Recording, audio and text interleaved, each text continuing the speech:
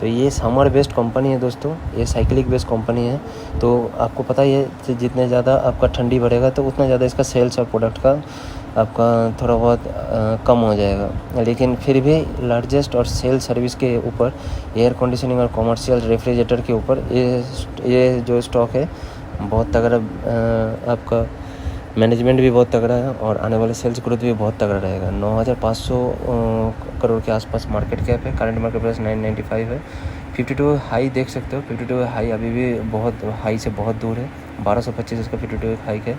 Dividend बहुत अच्छा provide करता है 0.99%। Return on capital employ 19.9%। Return on equity भी 17.5 है। फेस वैल्यू भी 2 है दोस्तों।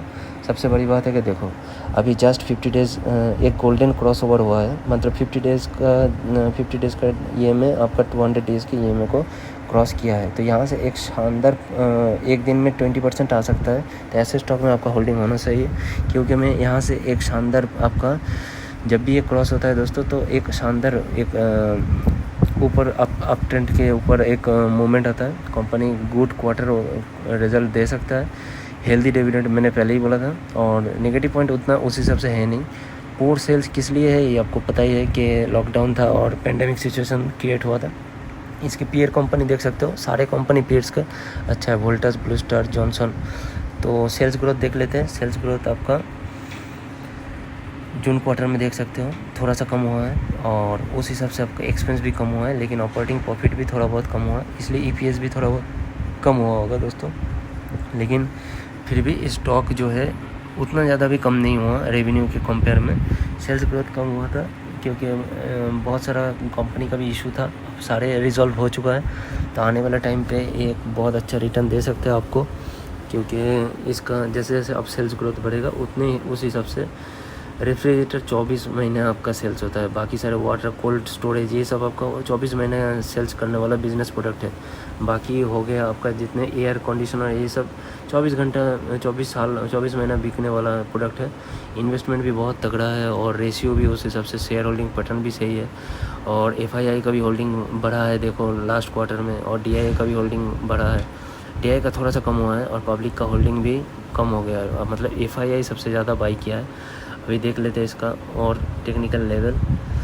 ब्लू स्टार जैसे कि देखो 31% गेन कर चुका 52 वीक हाई से, तो एक बहुत अच्छी बात है कि ये भी निफ्टी के साथ रिकवर कर रहा है। और सबसे बड़ी बात है कि देखो ये मल्टीबैगर स्टॉक टर्न प्रूव हो चुका है, जो 1 लाख को आपका 1 करोड़ में कन्वर्ट कर दिया है 21 ईयर्स में। तो ये एक ऐसा ब्लू चिप कंपनी है जिसमें आपका सच में ब्लू स्टार बना के दिया है इन्वेस्टर के लिए। तो अभी भी ये स्टॉक बहुत तगड़ा रिटर्न दे सकता है। और सबसे बड़ी बात है कि इसका फंडामेंटल और टेक्निकल देख लेते हैं। टेक्निकल लेवल क्या बता रहा है? टेक्निकल लेवल में आप देख सकते हो RSI 57.6 में है और MFI 49.7 और बुलिश इंडिकेटर जनरेट कर दिया है। मतलब यहाँ से एक बुल रन शुरू होने वाला है। तो ऐसे टाइम पे आपका इन्वेस्टमेंट होना चाहिए स्टॉक में। आप अपना फाइनेंशियल एडवाइजर से बात करके इस स्टॉक में पोजीशन बना सकते हो दोस्तों।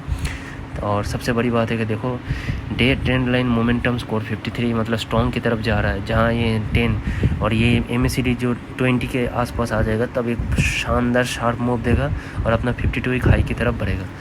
तो वॉल्यूम देख लेते हैं कि वॉल्यूम जनरेट करके दे रहा है कि नहीं। डिलीवरी परसेंटेज का वॉल्यूम देखो, वॉल्यूम भी बहुत तगड़ा जनरेट करके दिया हुआ है। 3 अगस्त को देखो वॉल्यूम देखो। तो ये सब बायर्स का वॉल्यूम है, मतलब शानदार वॉल्यूम के साथ साथ आपका तेज़ी भी उस हिसाब से दिखा रहा है। डिलीवरी 43%, 42%, रोज़ माल उठाया जा रहा है। तो ऐसे स्टॉक में आपका इन्वेस्टमेंट होना चाहिए जो नाइसली फंडामेंटल स्टॉक हो, ना कि उल्टा पुल्टा स्टॉक में।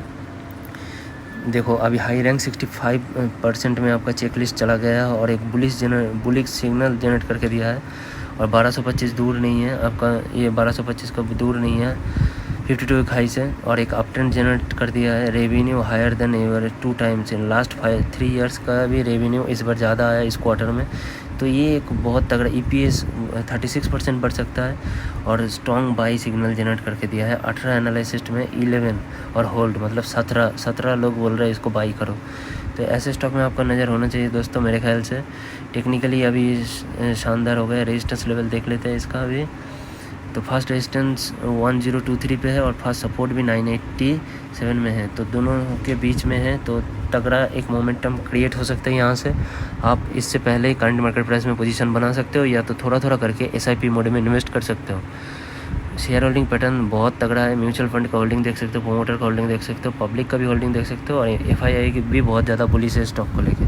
और अभी FII थोड़ा थोड़ा करके माल उठा रहा है पब्लिक से, तो आप सोच सकते हो कि कितना शानदार तरीके से ये आने वाले टाइम पे और ज़्यादा तगड़ा रिटर्न दे सकता है। प्रोमोटर रिमेन अनचेंज्ड है, और FII देखो अपना 11% से लेके 12.22% आपका 25% आपका होल्डिंग बढ़ा चुका है। म्यूचुअल फंड वही सेम वजह है दोस्तों कि इन्वेस्टर का पैसा प्रॉफिट में देना होता है, इसलिए म्यूचुअल फंड का घटता बढ़ता रहता है।